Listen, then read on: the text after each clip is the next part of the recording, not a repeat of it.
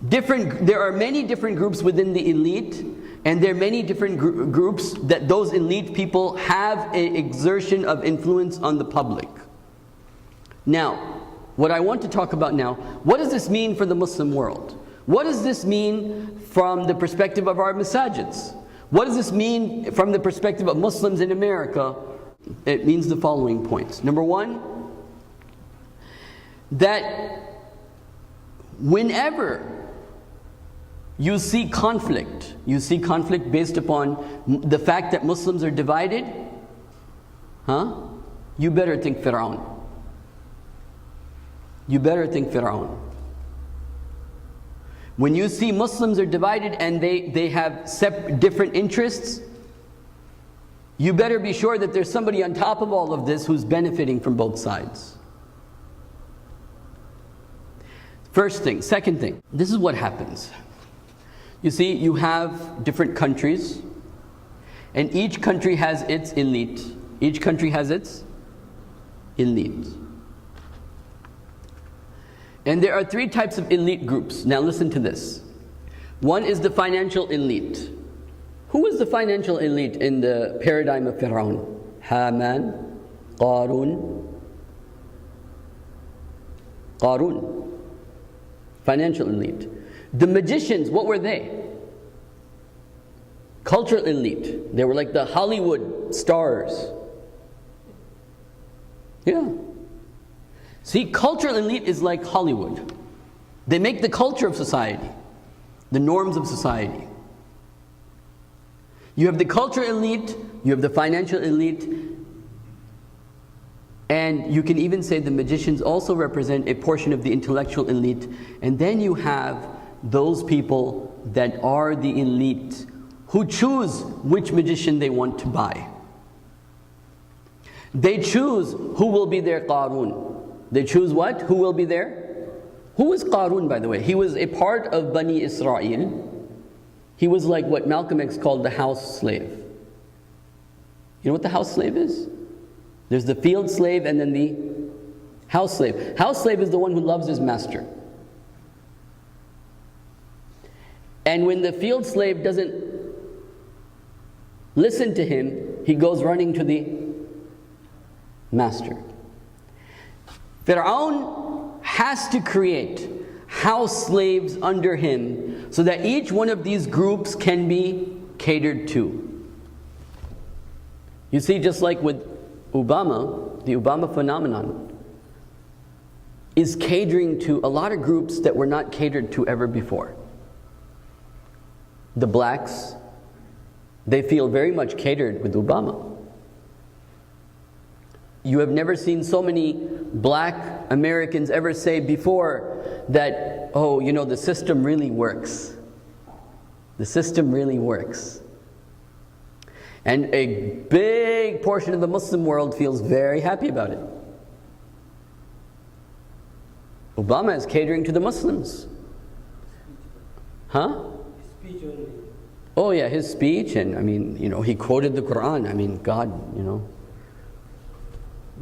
Which president of America would ever like to quote the Quran? But we have to be very careful when we see things like this from a political perspective. And we have to be politically smarter than seeing just the surface of things.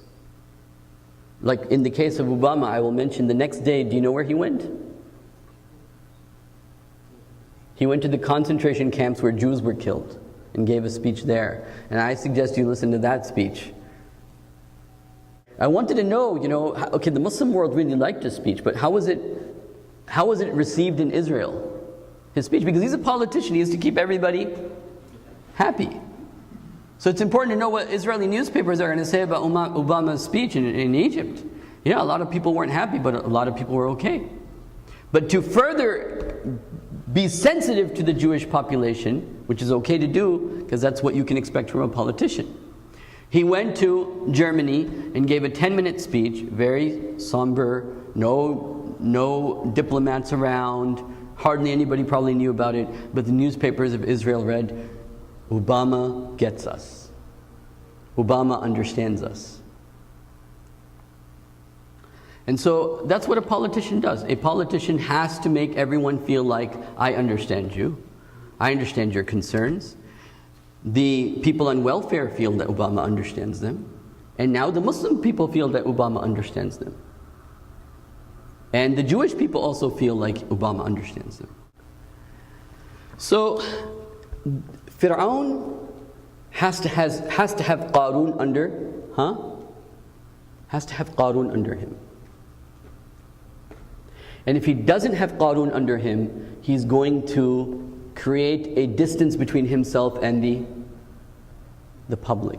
What happens in Muslim countries, our politicians are really not very smart.